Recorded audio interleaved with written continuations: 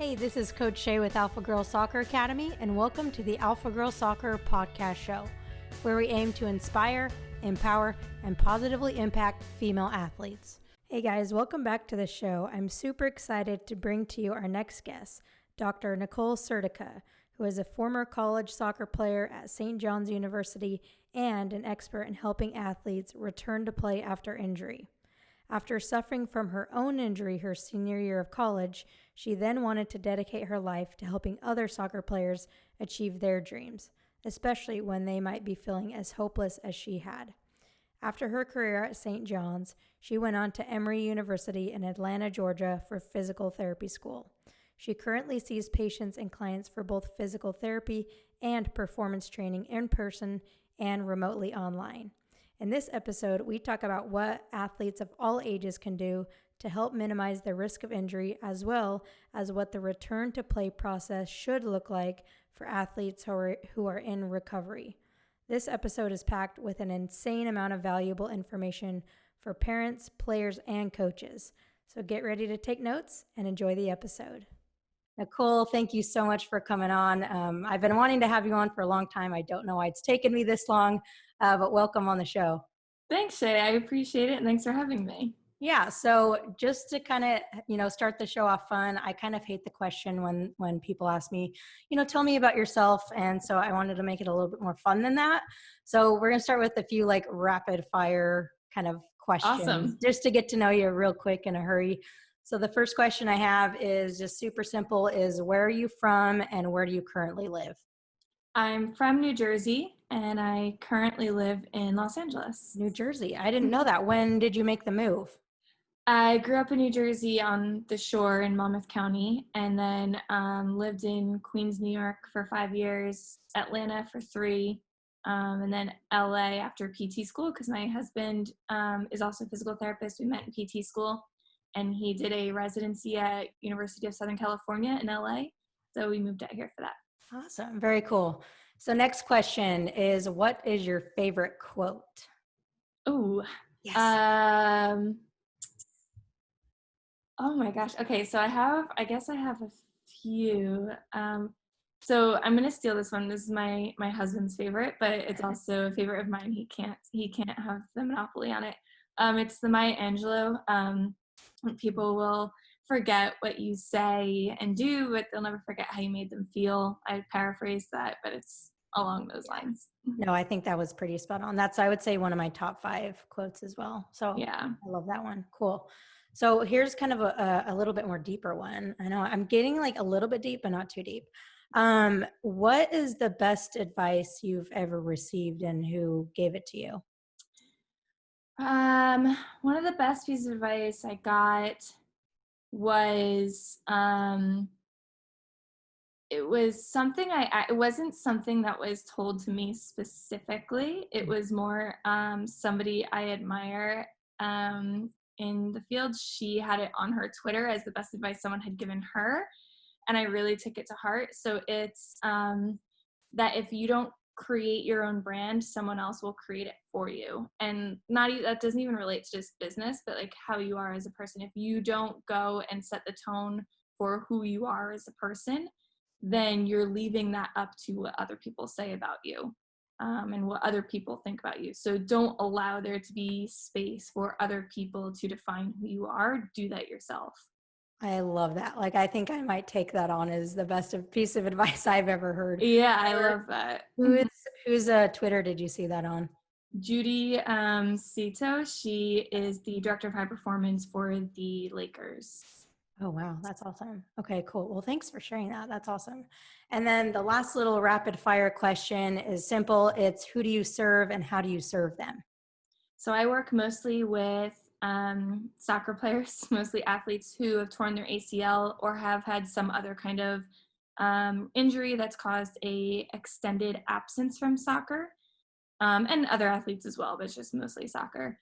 And so once they've a lot of them are at the end stage of rehab, getting ready to return to the field, but they don't feel quite ready yet for whatever reason. Sometimes that's their insurance company has said they're done with physical therapy, or their surgeon has cleared them, but they don't feel ready to play.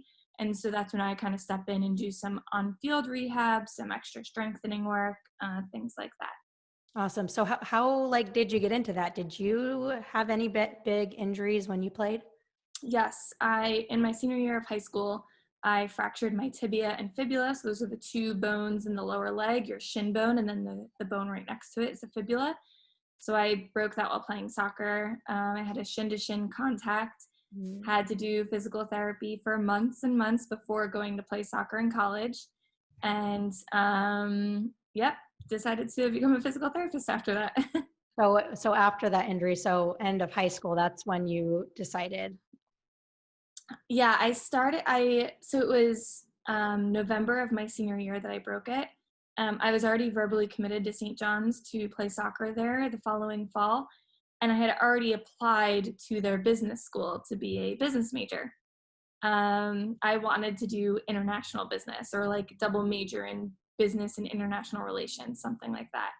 So I started my freshman year as a business major, and then but the more I kind of thought about it that first year, I'm sitting in like a microeconomics class bored out of my mind, and I was like, I really want to learn more about like injury and rehabbing from an injury. So decided to switch to bio after that. That's awesome. That's kind of like, so I tore my ACL when I was like 12, had surgery when I was 13, and then I had two other surgeries, meniscus and stuff like that. And after all those surgeries and being in rehab for so long, that's like originally what in high school, I think I took like anatomy classes, and in college, my goal was like physical therapy. Like, I was, exercise science was my major. Mhm. And obviously like, it still kind of applies to what I do now, but yeah, so I think a lot of time kids go through or athletes go through injuries and they're like, oh, this is something I could see myself doing. So I think it's like a really popular major for athletes. As you can probably attest to this too, a lot of the athletes are in like the exercise science kinesiology type Yeah. majors in college, which makes it more fun, I guess. But Yeah, and most like physical therapists who work with athletes, if you ask them why they're a physical therapist, most of them will say, "Oh, I had an injury and, and that led to wanting to be a PT," which right. is good because it means that we are having like a positive effect on people's lives, not just getting them back from injury, but they Mhm. like us enough to want to do what we do. Exactly. Right. They want to be like you, I guess. Yeah, yeah. Awesome. So yeah, we're going to focus mostly on like end stages of rehab, like you mentioned, return to play, but just a few kind of quick things for girls who are healthy now and who just want to learn how to, stay as healthy as they possibly can to prevent injuries as much as they can, or, to minimize the risk. So what would you say, like at what age, if you can even put an age on it, at what age should a player start thinking about ACL prevention, or I guess just injury prevention in general? Yeah, so I would say that I've had athletes as young as 9 have an ACL tear. Now, I don't think the 8 and 9-year-olds need to be doing specific things, and really for them, it's at that age. When we think about like long-term athlete development and keeping kids interested in sport, we don't really introduce the idea of training to train until they're like 10, 11, 12 years old. Closer to 12. Initially, they're playing to play, to have fun, not to my dog, You're sorry. good. I thought it uh, was mine for a sec. I was like, my dog doesn't bark. but yeah, once they're at the age where they're trying to learn to train for training's sake to get better at their sport, usually that's like 11ish, 12ish, 13. That's when I would say it's important to be introducing the idea of prehab or injury risk reduction strategies. But I would say you can do that at a young age by introducing kids to various physical demands. So this is where like not playing only one sport year round comes into play. Letting them play unstructured, so without a coach present. Just let them play freeze tag with their friends, or you know, I guess that would be pre-coronavirus era, but Well, yeah. playing some kind of just running social distance tag or something like shadow tag to tag their shadow, but playing games and being introduced to various movement patterns as kids just helps develop better athletic qualities. So that way, when they're a little bit older and decide to pick a sport or or not, decide to still play multiple sports, which is also great. But once they start to get more serious about training for training's sake, and to improve their performance in sport, then they've already kind of developed that movement literacy and that foundation and athletic base that we can build on. So then we can do things like the FIFA 11 Plus is a really quick, easy, and free way to get some injury risk reduction in. It's been proven to work to help reduce the risk of injuries in soccer players. So for me, there's no reason not to include the FIFA 11 Plus in your warm up. You can, if there's another injury risk reduction program out there now called the Knee Control Program. It's a Swedish program. They've just translated it to English. So that's another one if you can find that online. Again, a free resource. There's videos on YouTube about it. So yeah, there's those are the low-hanging fruit. That's the easiest way to help with injury risk reduction. Yeah, and you mentioned like playing multiple sports, which I'm a huge advocate of. Like I played soccer and basketball my whole career, and I, tell, parents and players that it's important as well, but I don't know all the science behind it or whatever it is. So just talk a little bit about why playing multiple sports is so important. And I guess like at what age would you say it's okay to focus on one sport? I mean, I know there's not like a right or wrong answer to that, but I guess just in your professional opinion. Yeah, so I will start with the caveat that I was a single sport athlete. My parents tried to make me play other sports, and I'm someone that if I'm not good at something, then I'll be like, that's not for me. Like I like to do things that I'm good at. So I tried t-ball and I was god awful, so I quit. I tried basketball and I fouled out of every game because I was used to soccer rules. And so I was like, forget this. I can't even play in games. So I quit. I tried cheerleading. I tried dance. Like my parents literally made me try every sport.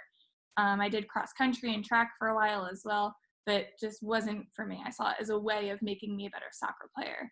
So that caveat in mind, I would say that the importance of being a multi-sport athlete or playing multiple sports is that it exposes you to different physical demands. So in soccer, for example, there's a set of demands placed on your body, and that your body adapts based on what you ask it to do.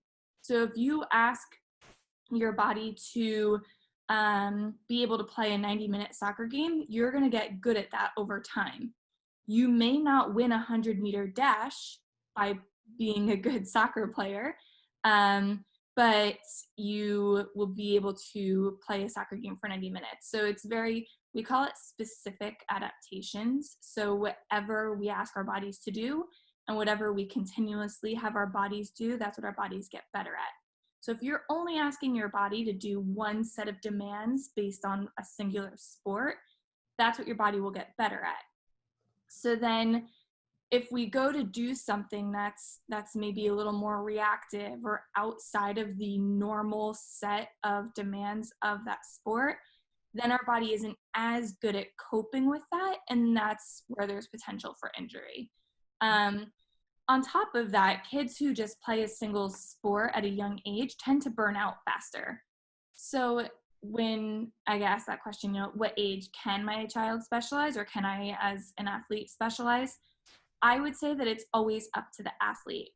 So if there's a kid who, like me, I just wanted to play soccer. My parents tried to introduce me to other sports, and I was like, yeah, no, I'm good with just soccer. I think that that's fine, as long as they also have time to be a kid. And like I was able to go outside on the weekends and roller skate with my friends and play basketball with my cousins and kick the can and tag and everything else, and Red Rover at gym. So if you're able to do all the, like, that's still placing other demands on you, and it's unstructured play. Kids need unstructured play. And the problem is nowadays, youth sports are big business, and we ask kids to be results driven instead of just having fun and playing. So if a child chooses at the age of 11 that they just want to play soccer, that's fine. The problem is when we as parents, coaches, or whomever else say, okay, if you want to be a starting player on this team, you have to get rid of all of your other sports and all of your other obligations and just focus on soccer. Or when we have rules like, okay, if you miss one practice a week, you can't start in the game on Sunday. Well, what if they have a tennis match that conflicts with your soccer practice? Like, they're still being active, and do you really need an 8-year-old there at every single practice during the week? No. Like, I think that punishing a child for having other activities and other things that they're involved in and other interests is wrong. So I think that we need to kind of change. It's us as adults who have to change, not the kids. The kids can, if they want to play 5 sports, let them play 5 sports. If they want to play one, let them play one. It's got to come from them. It can't come from external pressure.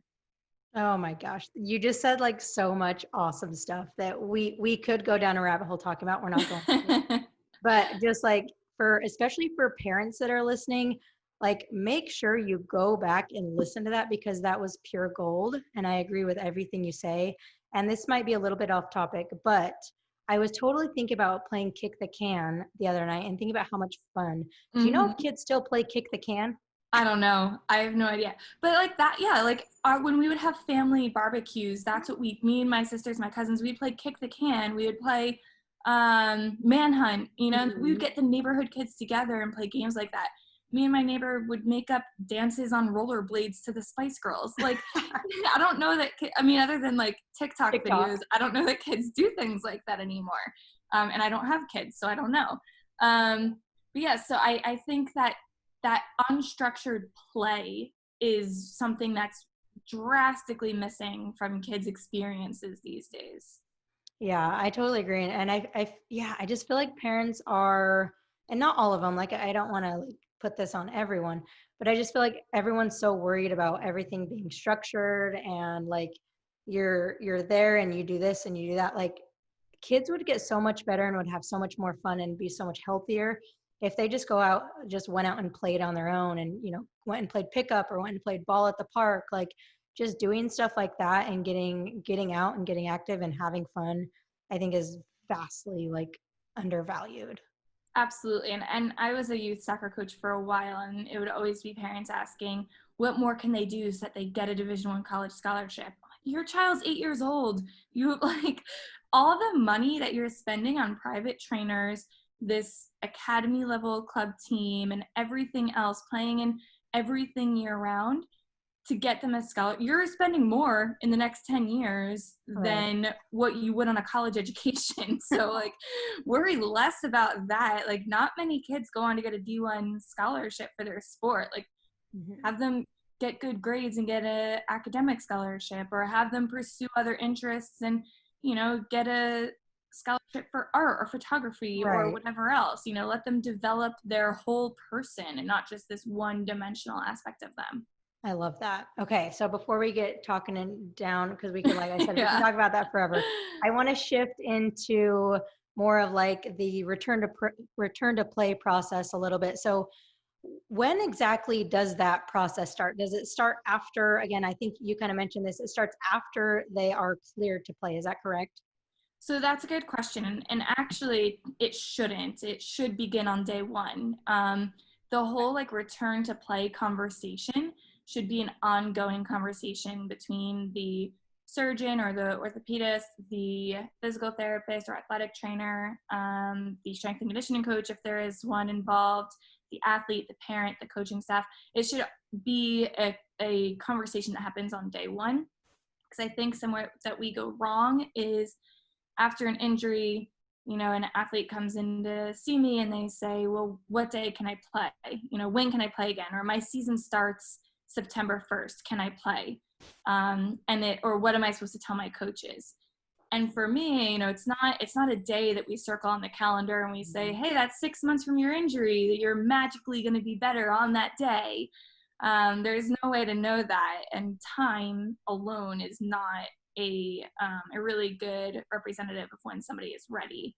So really that conversation begins early on. And it's not just a one phase. It's not just the end phase of rehab. There's things we can do throughout the entire process. So even before somebody is really ready to, so we'll obviously talk about soccer players here.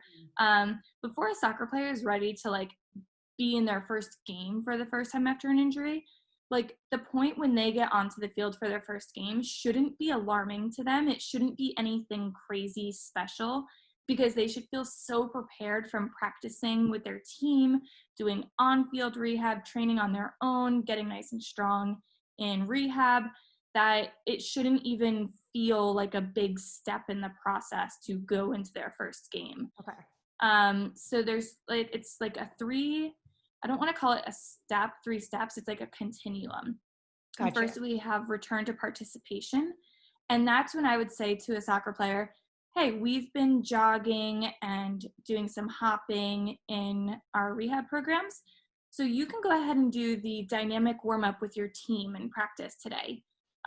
You've practiced Thursday this week. Okay, come see me Tuesday, Thursday, spend the first 10 to 15 minutes with your team doing the warm up. Anything that's just you and a soccer ball, no other players involved, no contact of any sort, nothing you have to react to, just anything that's pre-planned. And so that's what's called return to participation, because they're participating in their sport and with their team, but just in a very modified way. That might be a process that they're in for a couple months before maybe, okay, there's a scrimmage that you're going to play in. I only want you to play 20 minutes though, because that's all we've really worked up to. We'll see how the 20 minutes goes. And then, if it's fine, then we'll increase the time for next week. And so that's a gradual stepwise progression. Then after that is return to sport. And that's when there's no more restrictions. So we would say, hey, you can go ahead and play. You have a game this weekend, no restrictions. Play however much you want, however much your coach wants to play you. Now, the next part is important, because this is where a lot of athletes fall through the cracks, and that's return to performance. So that jump from return to sport, where we say, okay, there's no more restrictions, do whatever you want. That could mean that somebody who is playing forward, starting every game, best on their team, and scoring a goal a game, now we have no more restrictions on them, but they're not quite as fast as they used to be. They aren't scoring. Their coach isn't starting them because there's players on the field who are better than them. So yes, there's no restrictions. You're fully returned to sport, but are you satisfied with that level? Because now you're not back to playing how you used to. You're not back to the same performance levels. So that's where we need to do a better job of getting athletes back fully. I love that. So I guess my first question with that is, I guess like what, whether it's physical or like mental metrics do you use to like, okay, they're ready for return to sport, like the graduation or whatever, the next phase, like what kind of metrics do you use to decide if someone's ready to move on or not? Well, my major rule of thumb is they always have to do something with me before I let them go do it with their team. So if it's something like, hey, you're going to go do your dynamic warm up with your team, I've already had them do the whole FIFA 11 Plus program with me several times. Mm-hmm. And now I feel like they know it well enough that I trust that they'll do the movements fine, because we have to remember, when they're in a clinic with a physical therapist or athletic trainer, they're with me. Even if I go to a soccer field with them, which I do most of the time, they're still focused more because of the setting. So if you're one-on-one with somebody who is kind of judging how you're moving and is going to give you coaching cues and feedback on how you're moving, you're going to focus on that. Now all of a sudden you're back with your teammates and you're chatting about the school day, and there's a whole group of you and a coach who has to worry about 15 to 20 people, not just one-on-one. You might move differently and not be as focused as you are in a one-on-one situation. So I want to make sure that they are so good and solid with their movements with me before I have them go do it. And that isn't really something that I specifically test. I mean, I always take video of my clients, my athletes, and slow it down in slow motion so I can see. I show it to them sometimes so they can see what they're doing and minor adjustments that need to be made. But they need to be looking really good before I have them do it with their team. Before I have them play in a game, they might be in return to participation at 4 months after an ACL surgery. because that's when a lot of people start jogging. So at that point, that's when I start introducing FIFA 11 plus. And, so that might be around the time period. Of course, it's going to change for a lot of people. Some people are at that at 6 months, some at 3. It varies a lot. But generally on average around 4 months. They might be in that phase for the next 5 months, because I am not letting a youth athlete go back to unrestricted sport in a game until 9 months, because there's some pretty solid evidence that tells us that for every month that we delay going back to a sport like soccer, there's a 51% reduction in a second ACL injury up until the 9-month mark. Wow. From 9 months on, there's not quite as much of a significant difference in re-injury risk. But since the biggest issue with an ACL injury is the risk of a re-injury or tearing your other side, that's something I really want to cut down on. So no matter what, youth athletes, you're not playing unrestricted until 9 months. Now, you may be training with a soccer ball at 4 months, but you're not playing in a game unrestricted until 9, no matter what. That's really interesting. I feel like when I was 12, like I know it's changed so much, but I think mine was about 9 months. But I know for sure I didn't go through like all of these phases, which I am assuming a lot of athletes probably don't. So like, do a lot of athletes kind of miss the boat? And do you think a lot of athletes go back way too early because they don't have someone like you to kind of, I guess, coach them and direct them through this process? I would say most youth athletes go back too soon. Yeah. I've had athletes get cleared by their physical therapist and their surgeon at like 6-7 months. Then they schedule an appointment with me because the parent feels a little bit worried, or the athlete says, I don't feel ready. And so their parent, worries about that, rightly so. And when I assess them, they're still another 6 months off from being ready. So it's kids going back, youth athletes going back way too early most of the time. Okay. And do you think they go back too early because they're not ready physically or mentally, or a combination of both? Combination of both. I would say that the ones who there's a pretty good correlation between being psychologically ready and being physically ready, in that so there's this scale called the ACL RSI, and it's actually a free app on your phone that you can download, and you can take this scale. It's a ACL return to sport index, and it actually assesses your psychological readiness to return to sport. And so there's a pretty good correlation between your score on that and then like physical scoring. So how we would say if you're like functionally ready or physically ready to play. So if you do very poorly or if you don't do well enough on that ACL RSI, it's a pretty good indication that you're not ready to go back to play. There's even athletes, like we can look from the NBA, for example. Derrick Rose, who had an ACL tear, was perfectly fine physically, but psychologically said he didn't feel ready. And so anyone who doesn't psychologically feel ready, that trumps everything. Like, you should not be playing if you don't feel ready. But then, of course, there are athletes who feel like they're definitely ready, and then physically you're like, yep, no, you're not. And you have to kind of scale them back a little bit. But I do actually find that trusting the athletes a little bit, and I think that they know their bodies better than what we give them credit for, and they can tell if they're ready or not. I love that. Gosh, I wish I had you when I was 12 years old. Like, I wish I had me. No, I wish I knew a lot of this when I was an athlete. Yeah, like I feel like I'm learning so much because I don't know a lot about this process, but I honestly feel like I've learned more on this podcast talking to you than like on any other podcast. So I'm getting a lot out of this. I hope everyone else is too. But here's something that is really interesting to me, because I had a really hard time getting back into the sport. I think mentally, like that's why I started doing confidence coaching, because my confidence was so low after I got back. So with the athletes that you work with, what do you see is their biggest obstacle physically when they return? And what do you feel like is their biggest obstacle mentally, like when they're returned to play or return to sport? Yeah, so I think that if we do better in that kind of like between the return to sport and return to performance, that's where, like, if you are an athlete, I mean, if anyone listening who either is an athlete or has been an athlete can perfectly imagine this. Like, I've felt this before. Like, you're playing, and for whatever reason, if you're just in a funk and not playing as well. Now, if that's happened after an injury, you're going to seriously question yourself, right? Like, wow, why am I not playing well? Like, my leg is fine. How come I'm not playing as well as I used to? Why is everyone better than me all of a sudden? Why am I a step behind everyone on the field?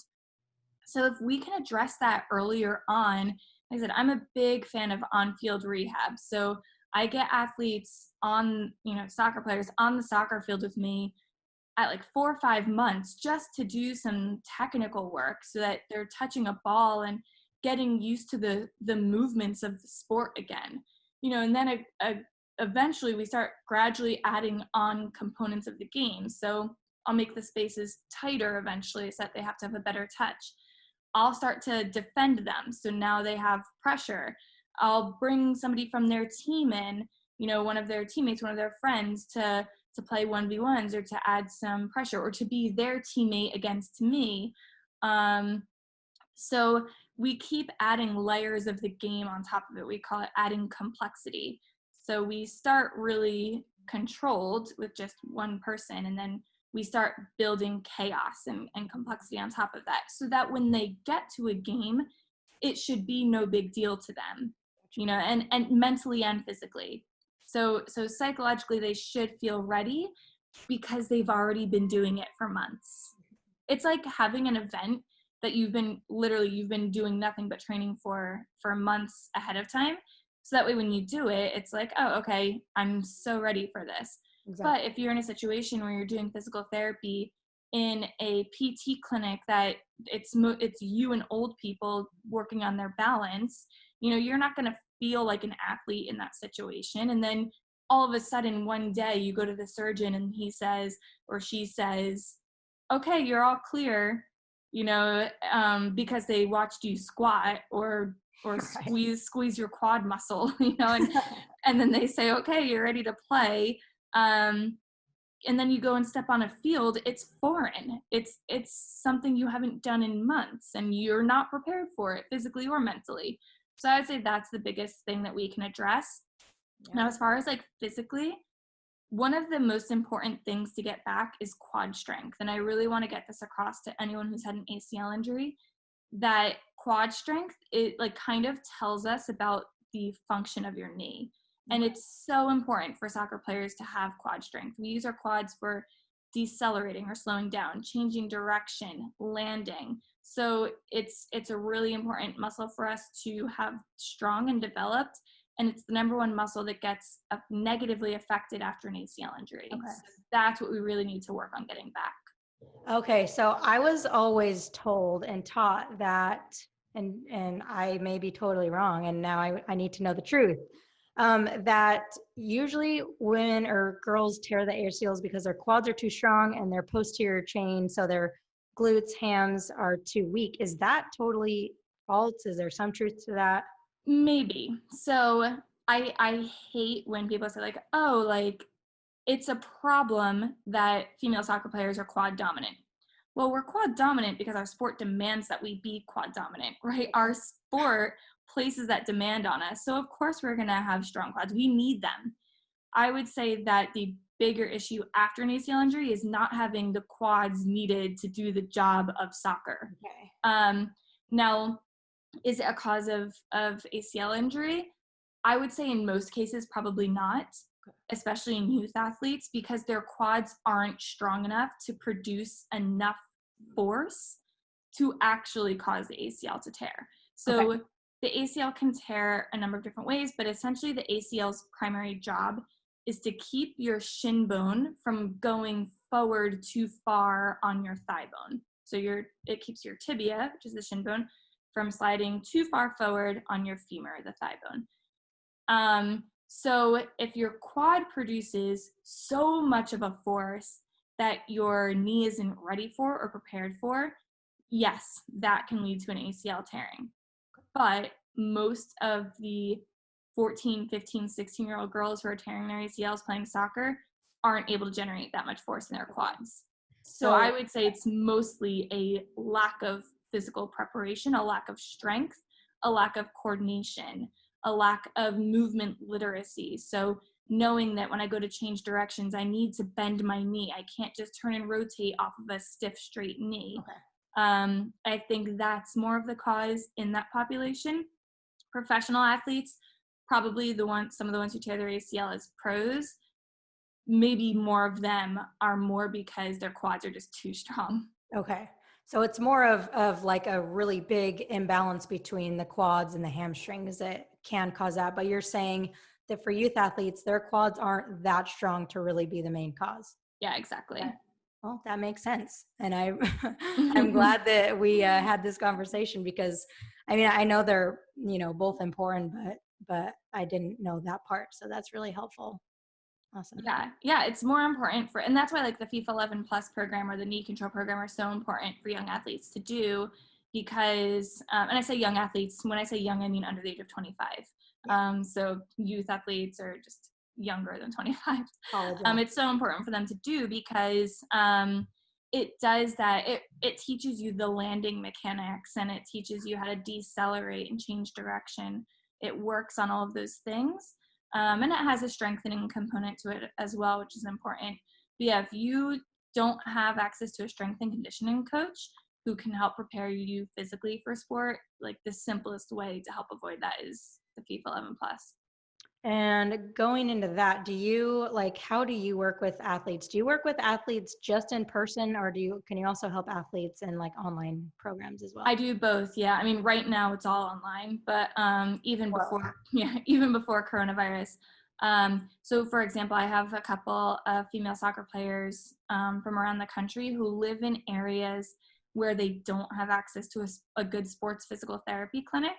So, it doesn't really make sense for them when they have ambitions of playing college soccer or professional soccer to be seeing somebody who only works with the elderly population or has never worked with a youth soccer player before.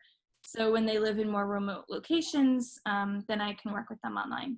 Okay. So yeah. So how can, like, if there's an athlete listening and they're injured or they don't have the resources, or maybe they do, but they want to work with you, what's the best way for them to like find you, reach out to you, learn more about what you do? Yes, you can always email me, which is Nicole@NicoleSerticaPhysio.com. I have a website, which is NicoleSerticaPhysio.com, where you can read my blog, listen to my podcast, watch YouTube videos. There's ebooks that I have. My ACL ebook will actually be out in a couple days on the website, so you can check that out. So yeah, you can see all the resources there and reach me through my website as well.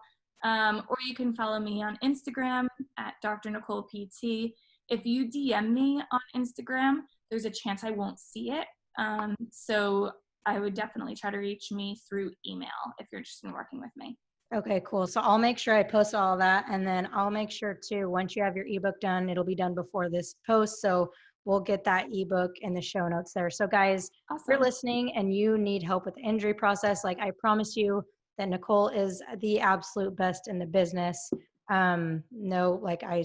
So you need to make sure you go work with her, at least use her free resources, because like when I first started doing training 3 years ago, you were probably the first person whose Instagram I went to, and I like started implementing some of the things that you teach. So you have been a huge Awesome. mentor. I don't know if I ever told you that. No, that's like good to know. you've been a really big mentor to me and what I do and what I try to teach. So thank you so much for coming on. You've dropped some bombs. So make sure you guys go follow her, listen to her, and just learn from what she has to teach. So thank you again, Nicole.